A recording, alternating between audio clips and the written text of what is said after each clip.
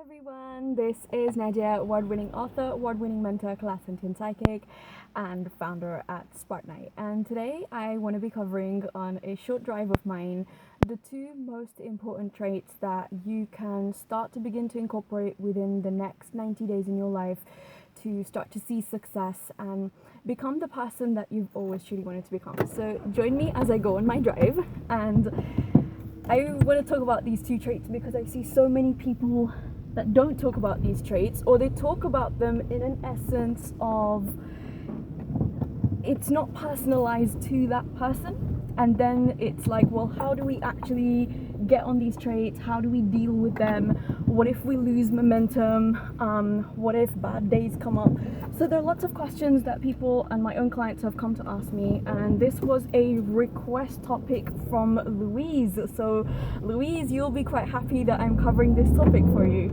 So the two key traits that I find are important for success above everything else in life.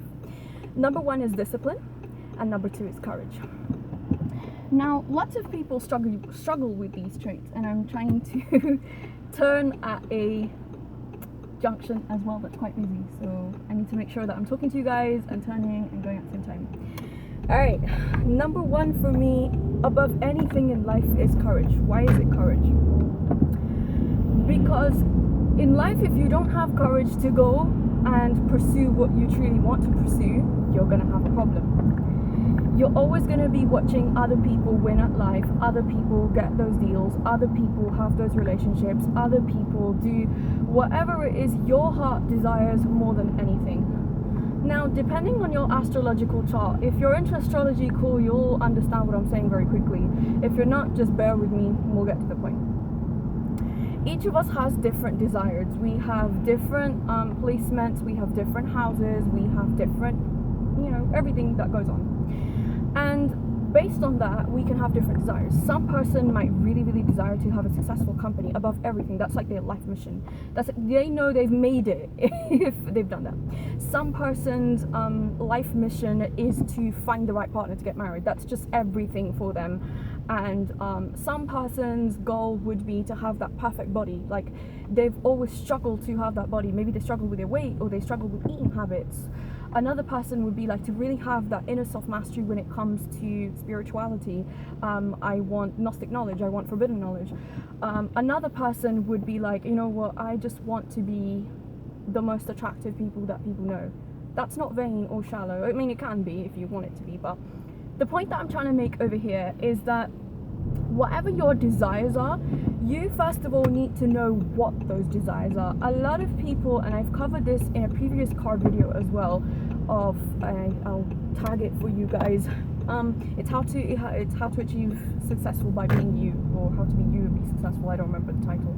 I do so many videos. But the point I'm trying to make over here is that if you don't have the courage to go after what you want, you're always going to be sitting on the sidelines.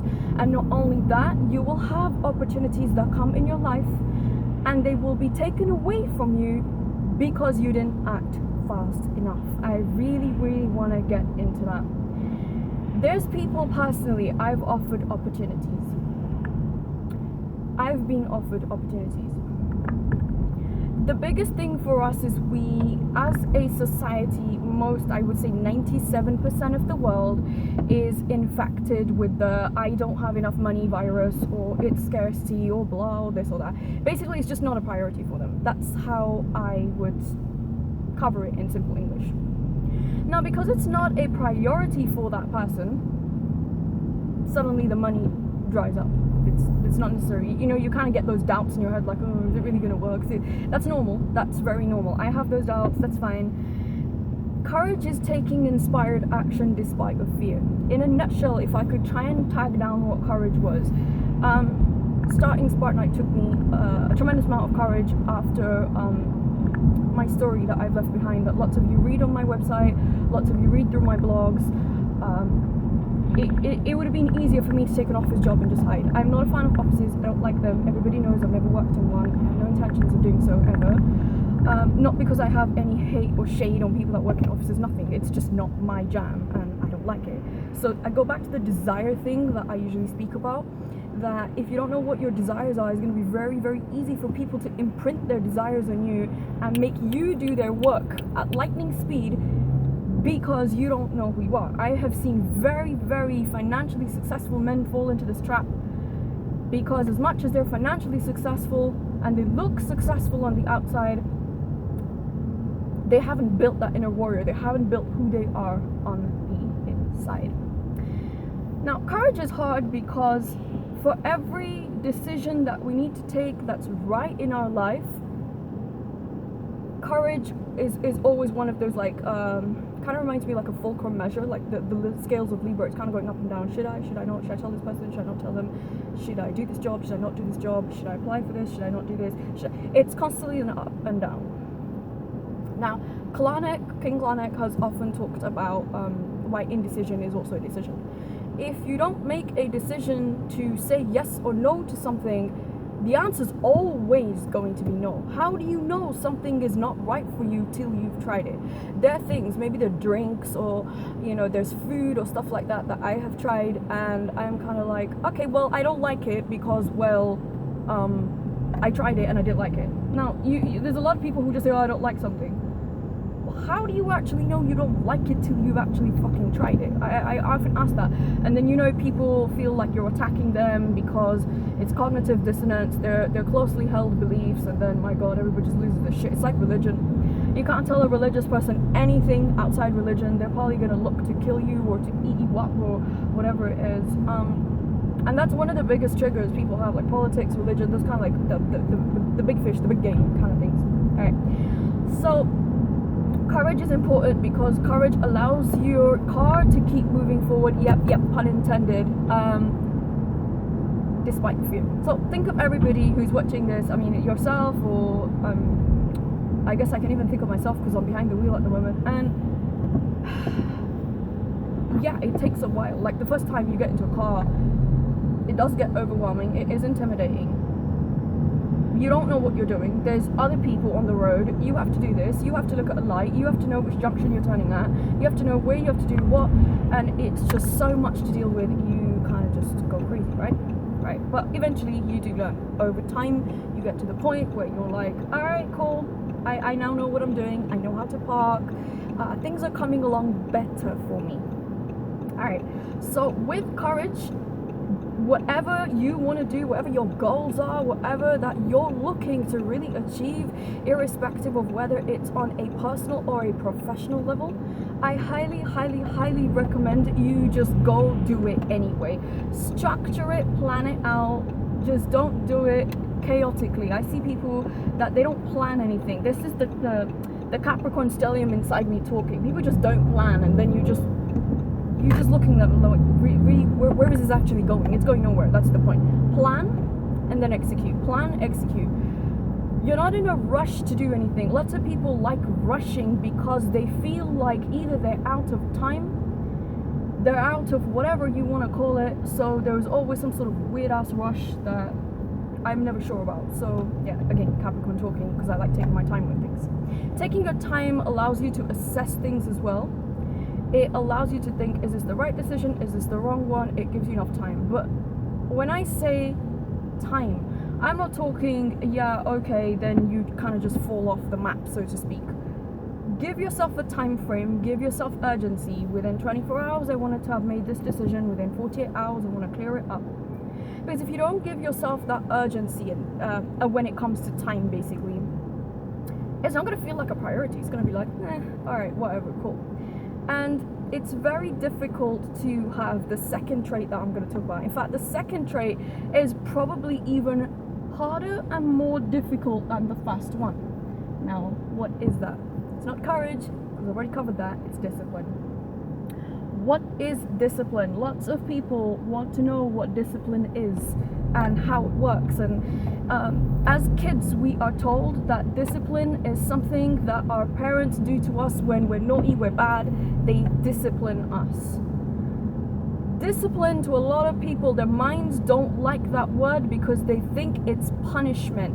I'm gonna go back into a very sexual connotation here as well of and if anybody wants to correct me, by all means wrong. So when I hear of things like BDSM and S&M and people want to be disciplined, I'm just thinking, okay, do they want to be smacked around? Do they want to be hit? Do they want pain to be inflicted on them? What the hell is going on here? It doesn't feel nice. The energy is not it's not pleasing. Now, this is not me criticizing anybody's sexual fetishes. Whatever you guys are into, that's up to you. What I do want to say is that those that word has got a very bad rap, and those set of words that come along with discipline, things like motivation, stuff like that, that's easier, I guess, to deal with. Discipline is simply foregoing something for long-term gratification or long-term reward. Maybe not gratification, because I want to get off this actual tangent for now.